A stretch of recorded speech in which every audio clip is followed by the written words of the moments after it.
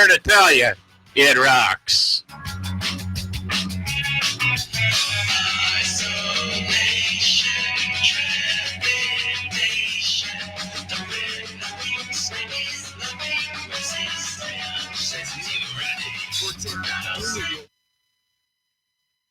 Fire Radio, the machine gun channel, baby. Getting a free smartphone and no annual contract on the nation's best data network. The one you get with that free smartphone we already talked about. Get it now from AT&T Go Phone. It's prepaid your way. All friends for 2017 while supplies last. CTE Maven 2 only. Online and select locations only. Requires new line of service and minimum $30 payment. Taxes, fees, coverage, and other restrictions apply. Details at att.com/GoPhone. Network claims based on Q3 and Q4 2016 Nielsen Certified Data Network score.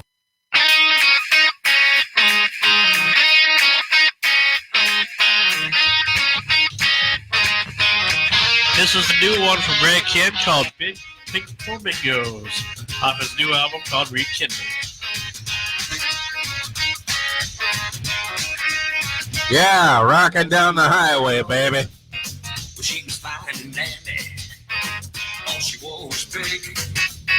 She was just like candy. She had a strange fascination when she would open her windows. Everywhere you looked, a big flamingo. Big flamingo.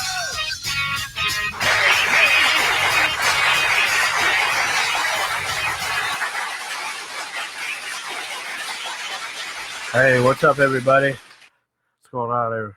Frankie Slauson here for another great edition of Black Hills Blues, Season 2, Episode number 26, as we are doing a live taping today, and we are going to be joined today by none other than William F. Ludwig III. And I'm going to get him on the phone here in just a sec here. I got to get his number, and we will give him a call, because I'm sure he's wondering if I'm still going to call him. So welcome to Black Hills Blues, and I really appreciate everybody, being cool and everything, and then, really enjoy everybody's response on the last interview I did with Bobby Torello. That interview went really, really well, and I do appreciate everybody's respect and comments for that. There's more to come. We still got a few more guests that I want to do or have on here for this season, so just keep it locked here, and you just never know what's going to happen next. Right here on Rapid Fire Radio, broadcasting from Black Hills of South Dakota. And now we're going to give Bill a call.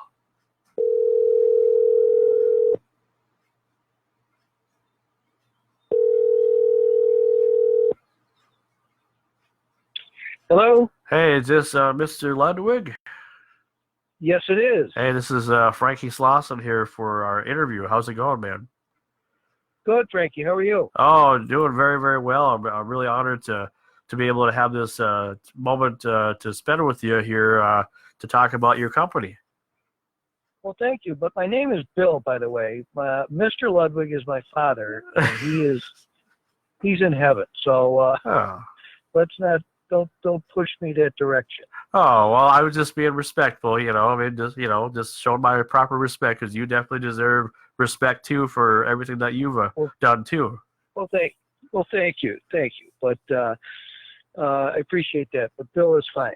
Okay, all right. Well, I will call you Bill then. Bill, great. We are honored to have you here on Black Hills Blues, and I was able to get a hold of you because of Bobby Torello, and he definitely said a lot of nice things about you in our interview that I did with him a few days ago. Oh, that's cool. He's a great guy.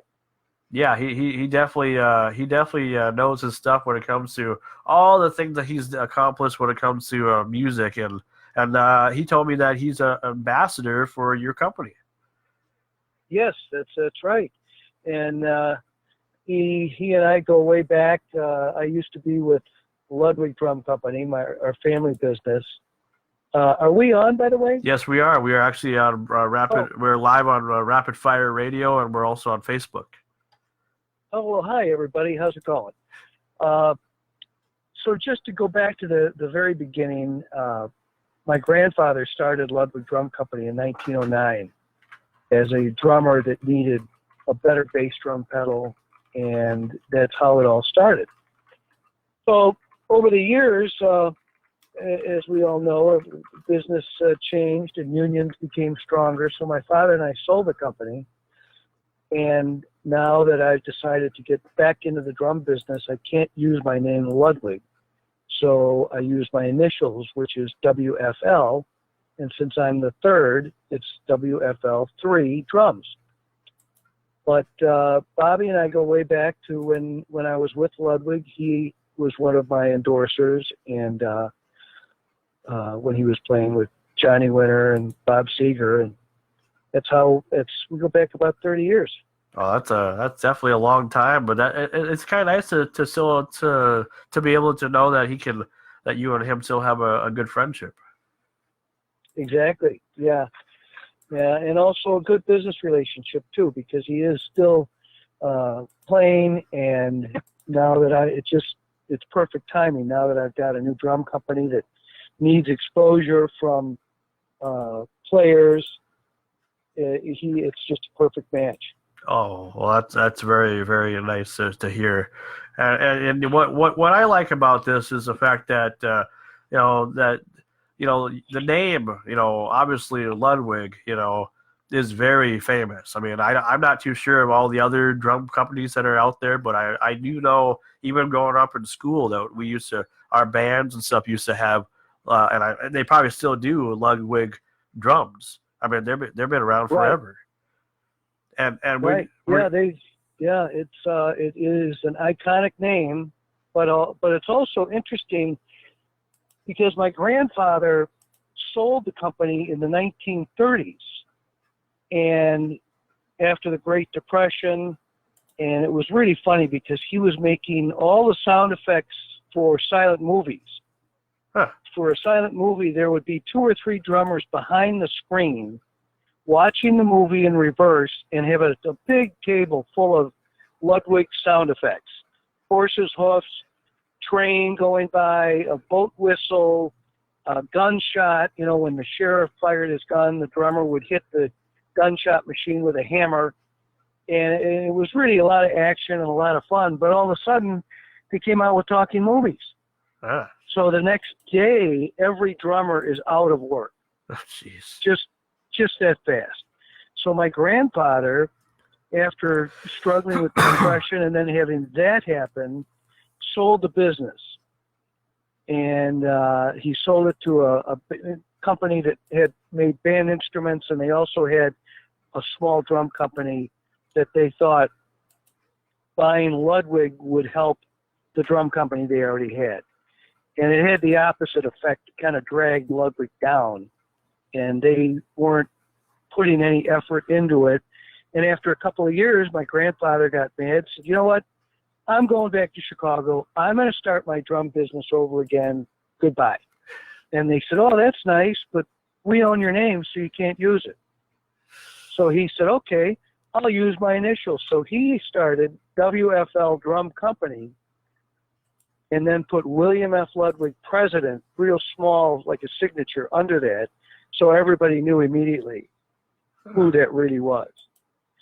And so it's so ironic that here we are, that was in 1940, and now here we are in 2000, well, I guess I started in 2013, same thing, Sure. Wasn't getting along with the company that bought the name, wanted to start my own thing, and same exact thing. And the other ironic thing about this that got me going was a picture in my kitchen of my grandfather testing drums in the factory, and he looked so proud and so happy. And I looked at the picture for years.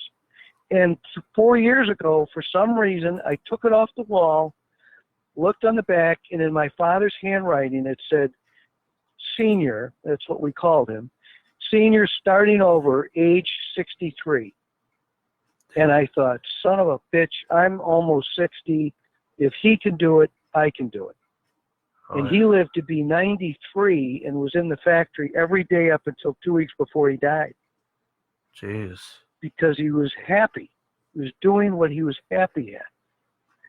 So I just decided 4 years ago, I've been working office jobs and hated it, and I thought, I got to do this and give it a shot. And I'm so happy with the response and support I've gotten from people like Bobby T, drummers, my friends, family members. Everybody is just, I go to a convention and people are happy to see me and congratulating me on being back in the drum business.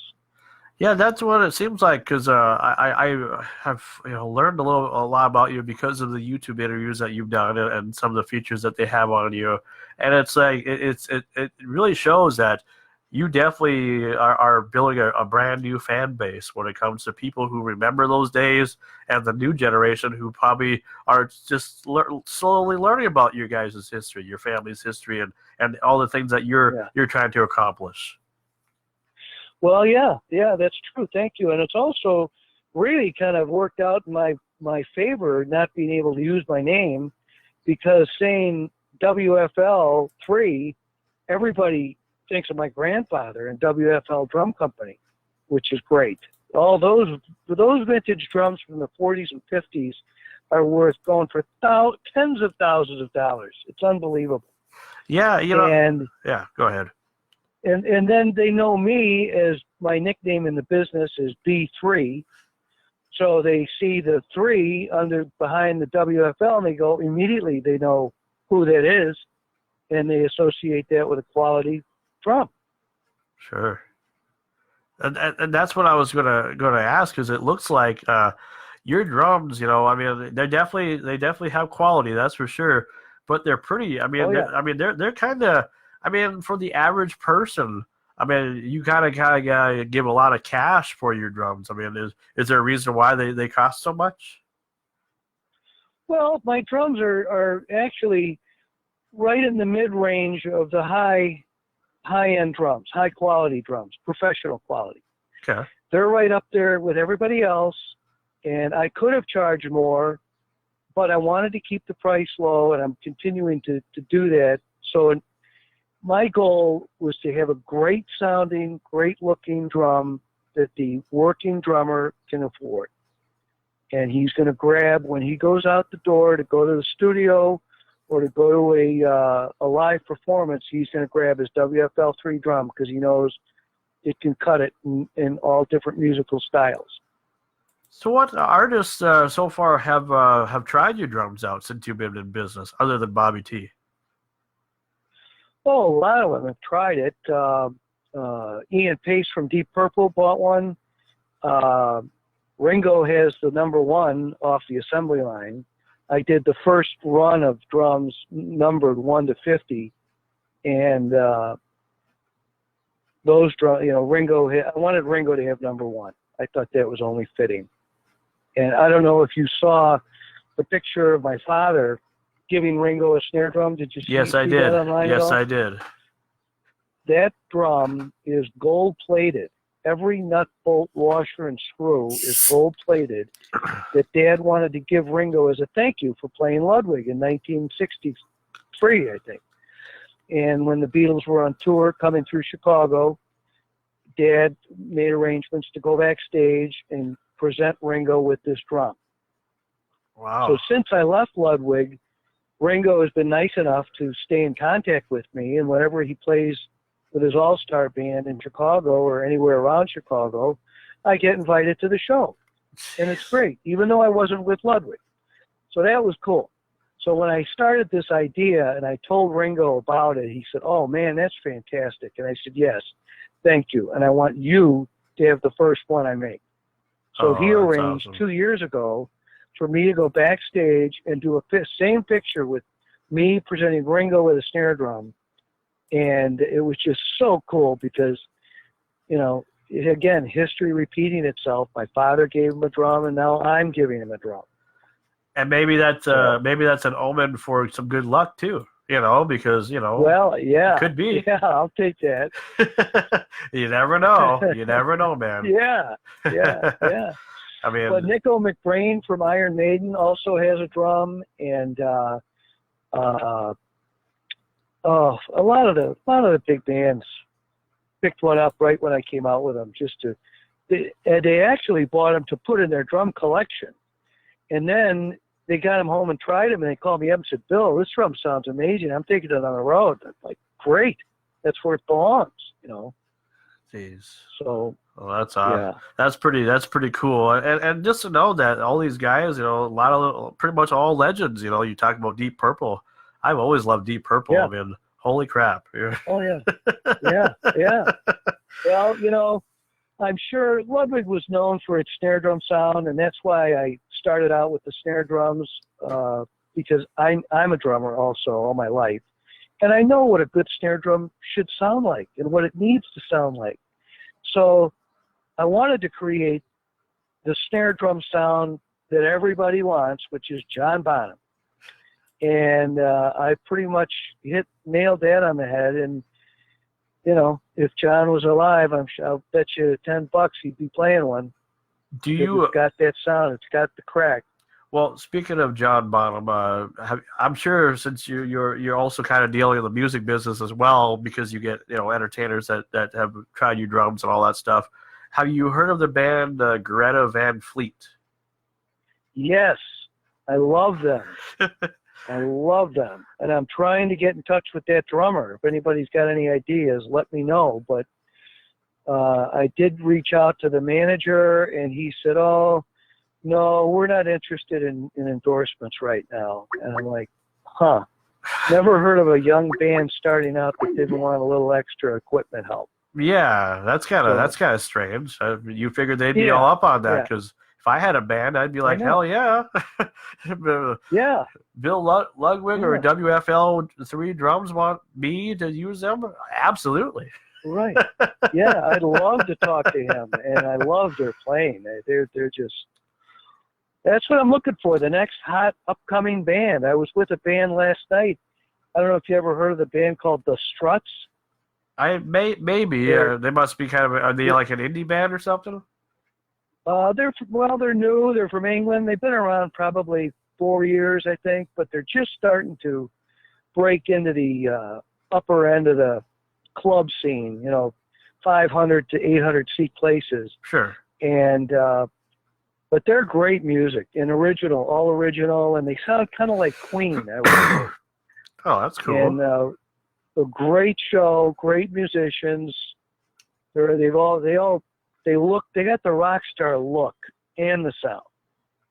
Wow. And I'm keeping my eye on them and trying to get the drummer to come my way. Do you get any blues bands and all that just come in and because of Chicago, of course, being one of the hearts of the blues, and because this show is called Black Hills Blues, do you get any bluesy artists that come in and check out your stuff?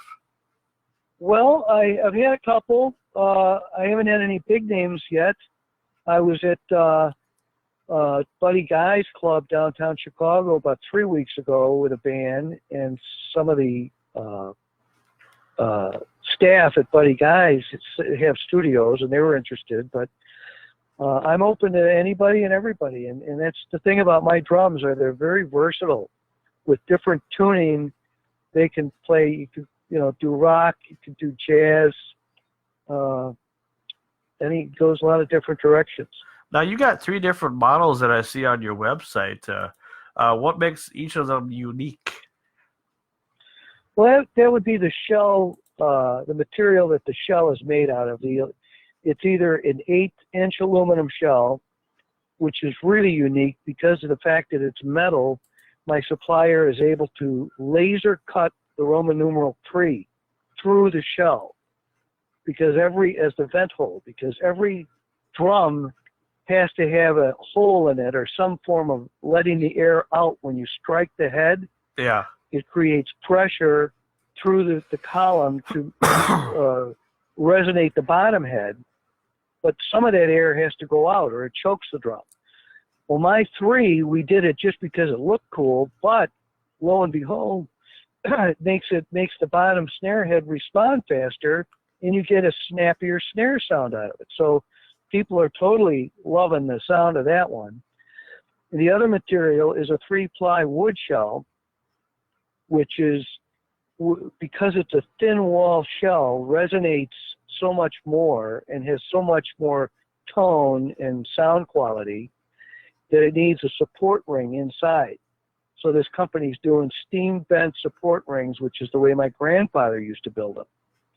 Oh. And nowadays, everybody's going for a thicker shell and thicker plies and 8-ply and 12-ply and all these different plies, and it really chokes the sound and doesn't let the wood really resonate the way it can if it's a thinner ply shell. So that's the wood shell, and then the other one is an acrylic shell, which is yet again a different sound, a brighter, higher volume sound, but because it's acrylic, to give it a different look, I worked out a deal with the supplier. He laser engraves patterns inside the shell. Oh. So it's really gives it a unique look. But Well, what I so like, those are the three different sounds. what I like about them is that when it came to deciding like what color you wanted to go with, did it take you a little while to kind of figure out how you wanted the color to be? Because it looks like these three drums are. You got one that's the classic wood snare drum that looks like it's brownish color. Is that the brownish Yeah, of the there's a wood? mahogany. Mahogany. That's the natural mahogany. Okay, Yeah. and then you got the signature snare drum, which is like black, and then you got the Right. hat and cane one, which is more clear. So how long did it take that's you the to? acrylic one? How long did it take you to kind of figure out like how design, I guess, or color when it came to that? Well, my aluminum shell supplier is a company called Trick Drums, and they're local in Chicago, and he's a friend of mine. And when I started this whole process, I was going to different drum suppliers to see if they would make something to my specs. And I wasn't getting real far until I went to Mike at Trick, and he goes, "Yeah, Bill, I'd love to work with you on that. We could do some fun stuff." And so he's a metal engineer and a drummer and real creative guy. And it turns out he does metal parts for his drums powder coated. Oh, So wow. he said, I said, I want to do a different color. I want something different. He goes, well, they just came out with a new powder coat called Rockstar. And it's a chunky kind of a metal flake. And I said, oh, that's it. That's mine. So to begin with, we just started out with black and white metal flake look. But now we've expanded into red, gold, and the gold with the metal flake is really sharp. Oh, wow. And we also powder coat the inside of the shell, so it gives it a real classy finished look. Well, they definitely all look nice. I mean, whether what you have on the website or whatever you haven't shown. I mean, they all look beautiful. I mean, they all look like something that, whether you're a collector or you're a performer and you want to play, that I think they would definitely be the best type of drums to do. Do you also do sticks as well, or you just do the drums and that's about it? Right now, we're just doing drums. We just expanded into full drum sets in January. Oh. So we're doing just wood shells though, and we're doing the natural maple, natural mahogany, and then wrapped finishes, which can be like the black oyster pearl that Ringo played, or we do a red sparkle, silver sparkle, and a couple other cool variations in the wrapped version. And we're starting to get that going now. It's so new, it's not even on the website yet, but we're getting ready to finishing up photography to get on the website pretty soon. Oh, that's cool. I mean, that's really neat. When it comes to your location now, you're out of Chicago. Are you literally been born and raised in Chicago, or did you live elsewhere? No, I was born and raised in Chicago, actually in a suburb, and then moved downtown for the last, I think, about 29 years, because that's where the Ludwig factory used to be. When we sold it, they moved it out of Chicago because, the reason we were struggling so much was because of the unions and the Chicago unions, which were so not helpful. And so now, again, I've got a business partner now that lives in Kansas, and he said, we need to get our own shop. Do you want to have it in Chicago? And I said, no. no, I don't want to be anywhere near the union problem again. So we put it in Kansas.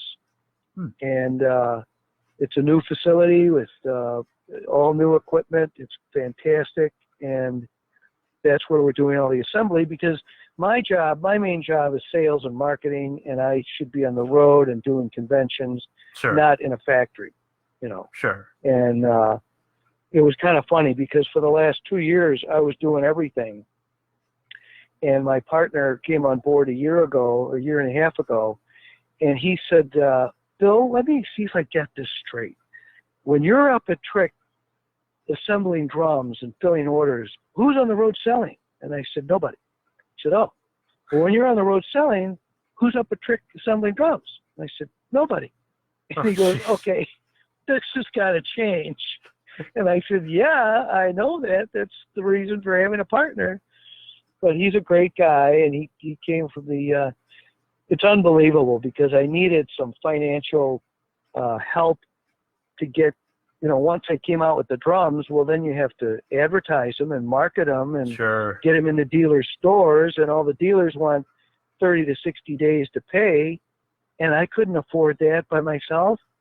So I was looking around for investors and found a couple of different banker types that were always interested in how much are they going to make and when are they going to get their money back.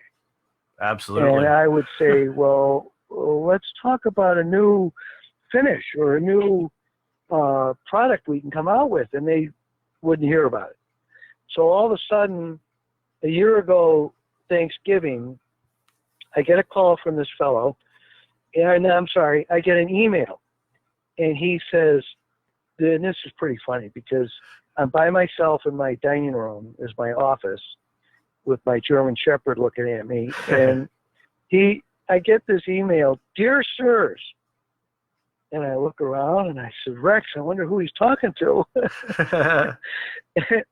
And he said, "I bought one of your drums on the website. When do you think it'll ship?" So I email him back. I look up the order and I email him back. That drum will ship in 2 weeks. He emails me back, "Oh my God, I can't believe a Ludwig is responding to me. I love Ludwig drums. I always collected vintage Ludwig drums. I'm a drummer." And I email him back, "Well, this is my company." He emails me, "Oh my God, I can't believe it. I used to sleep with the Ludwig catalog under my pillow. I collect vintage Ludwig drums. I have a recording studio, and I'm also a venture capitalist investor. If you ever need an investor, let me know." So I took about 15 seconds to call him, and he came on board, and it's been fantastic. Jeez, the power of technology, Yeah. huh? Yeah. Jeez. And not only is the guy a financial whiz, he's a drummer. He's a musician. He gets it. And it's just been a perfect fit for both of us. Wow. And he's not only that, but he's investing in something that he is having fun at. Oh, yeah. And I'm having fun seeing him have fun. Well, it sounds like a success story anyway, because, everybody always kind of wonders, because we all have our beginnings. We always kind of wonder what's going to happen if we pursue something. That's why I think a lot of people nowadays are too afraid sometimes to pursue things sometimes, because they don't know if it's going to be successful or whatever.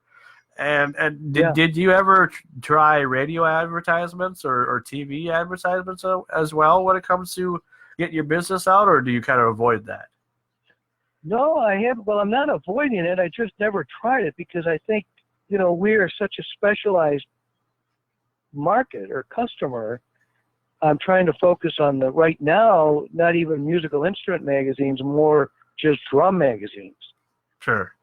But we're definitely, at the turning point where we need to get the word out to a broader area. I'm just not sure the best way to accomplish that. Well, I know I've seen some of your stuff on Sweetwater. I know you've done some stuff with Sweetwater before.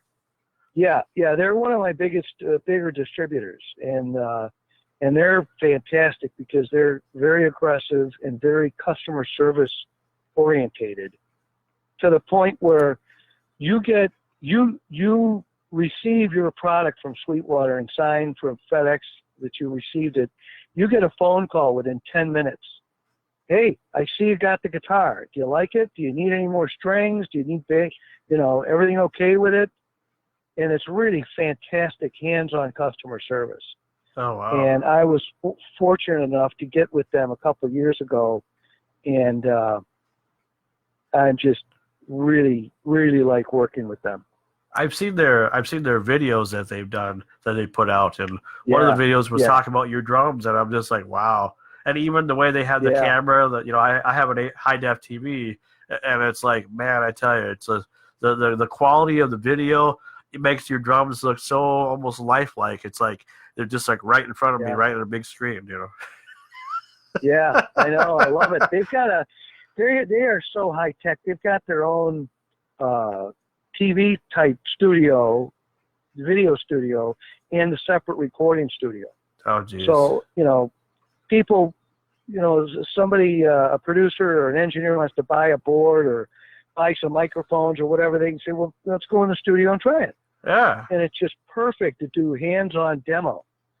Jeez. And that's the immediate sell right there.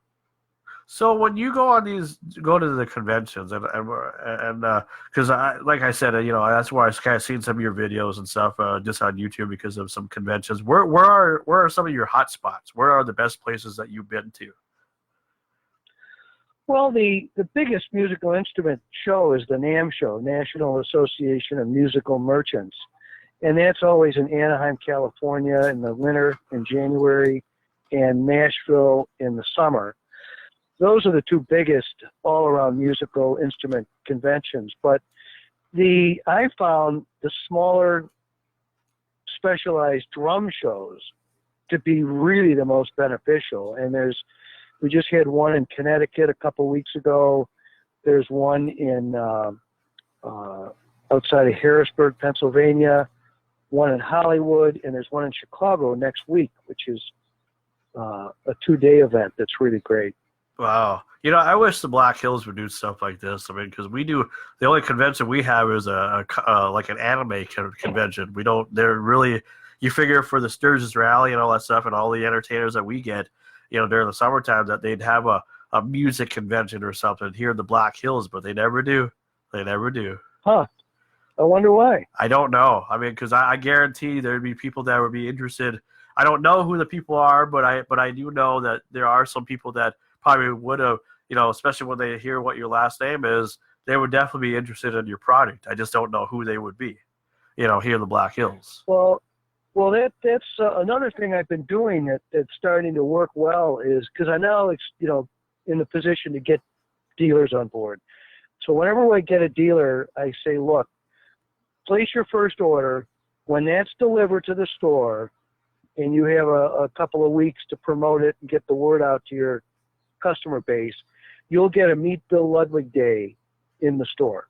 Huh. And whenever I go into a store, people drive from, it kills me, they drive from 40, 50 miles away just to meet me. And, we take a picture with me and stuff and hear some stories. But also they play the drum and they're like, oh, I like this. And then we sell them on the drum and they get a picture of them with Bill Ludwig III handing them their drum. And I'm the only Ludwig in the drum business. Jeez. So nobody else can say that. So that's exciting. And I love that portion of it because it's an immediate, I get to immediately see the guy's eyes light up when he plays the drum, pay the dealer, which makes the dealer happy, and take a picture, with him. And I sign the drum head for him. And it's really a fun way to sell. But has that been kind of the thing in your life, though? I mean, even with your father and being around the business as long as you have, even prior to starting your own business, haven't you been kind of like a little celebrity around Chicago and anywhere you kind of have gone? Yes, I have. But, that was with my father and with the other company. Now it's my own and myself, and I have 2 young daughters, and they come to some of the shows with me, and it's a different feeling right now because I'm doing it on my own, and it's pretty cool. Yeah, and you're your own boss, and nobody can tell you really what the hell to do or anything like that.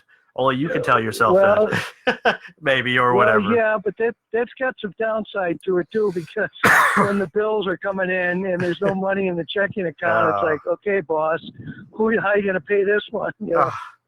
Well, I mean, has it been pretty successful for you? I mean, overall, I mean, I know there's been probably a few struggles here and there, but as a business owner, do you consider yourself pretty successful so far? Well, we're starting to get there. We're starting to. You know, it took, because I had to put everything I had, every penny I had, into getting the company started, getting the first products done. You know, prototypes, inventory things that I had to pay for all up front, and that's just all cash out. And so I'm recovering from that now, and, Sure. and with this with the business partner on board, that's helping tremendously and freeing me up from worrying about that, just going out and selling. But we're starting to get close to making money. Oh, that's good. That's really good. And, you know, I'm honored just at the fact that you were nice enough to come on the show, because, you know, I treat this as a really big deal, not just because of your last name or whatever, but it's just always nice when people who want to help other people and want to get their stuff out. I'm helping you try to promote your stuff. You're helping me try to promote my stuff. I mean, it's back and forth, and it's word of mouth, and I love it. You know, so I really am honored that you come on the show. I appreciate your interest, and you're doing research prior and you know, really having something to talk about. That's really cool. Thank you. Absolutely. Now, for anybody who hasn't, who's on Facebook Live, we got a little bit of an audience here today. For anybody that hasn't learned enough about Bill and his company, WFL Drums, Bill, how can they? WFL3. WFL3. Drums. That's right. Thank you for correcting me. Sometimes the radio host needs correcting. How can they look more information up about you if they are interested in your product? Well, the best bet is to go to my website, which is WFLiiDrums.com, and through the website, there's also my phone number on there, and they can feel free to call me and ask any questions they want. On the website is also a list, be it ever so small but growing, of dealers that we have. If they have a dealer in their area, they can go check out some product. But really, anybody can email me directly at bill@WFLiiDrums.com is my email, and I'd love to answer any questions and have any conversations. Well, I tell you what, I definitely, like I said, I'm really honored at the fact that you were able to give me an opportunity to speak with you and talk about your product. And you know what? I definitely hope one day you get to the Black Hills, because we need more music in our lives, man. You know, the world is getting too negative. We need to keep the arts going and all that stuff. You know, I'm sick and tired of hearing they want to take that away. Absolutely. So I appreciate it. Me too, because I'm looking, as I said, looking for the new hot band, and there's not a lot of options out there. There's, you know, and my young daughters say, "Oh, dude, we're going to a concert, Dad." I'm like, "Oh, cool. See what kind of drums he's playing." "Oh, no, it's a DJ." Well, that's not a concert. No offense to DJs, but come on. Yeah. You know, yeah. I definitely hear what you're saying. A concert is a stage full of musicians having a ball. Yeah, and rocking and rolling and all that stuff. The real musicians that know how to play, not just computerized bullshit. Yeah. So, I'll do anything to keep live music live and promote young bands. Well, that's awesome. Well, Bill, I appreciate the fact of having you on, and just thanks again, and just keep doing what you're doing, and much success to you in the future, my friend. Thank you very much. Thanks for having me, Frank. All right. Talk to you later. Bye-bye. All right, guys and gals, that was Bill F. Ludwig III. I can't believe that we actually get a chance to talk to him. That was pretty cool. And I want to say thank you to Bobby Torello for hooking us up, and because I not right away, like, we should get him on. I think he would be I think he'd be a lot of fun to have on. So we're gonna give him a round of applause here, because that's what we do. That's what we do. And I want to say thank you to all you guys and gals out there for, once again, everybody that comes in and checks out what old Frankie Slosson's doing here on Facebook or Facebook Live. I mean, it's really, it's really nice to know that I have a little bit of an audience. So I do appreciate that. And these on-demand episodes are coming. I've just been so busy with my new job. I haven't had much time to really get to a whole lot. But now I'm going to be able. I think tonight we're going to release the Michael Mills episode number 8. The interview I did with Michael Mills here back in January from the West Coast. So keep locked on for that.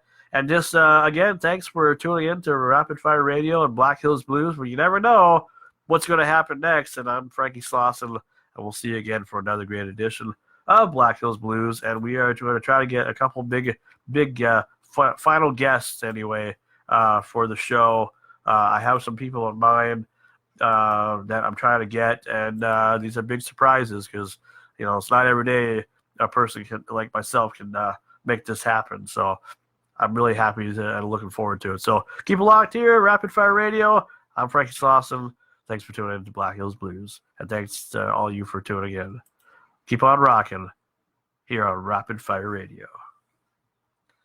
And we're going to get back to regular music for everybody that wants to listen to the stream on rapidfire.caster.fm. So here we go.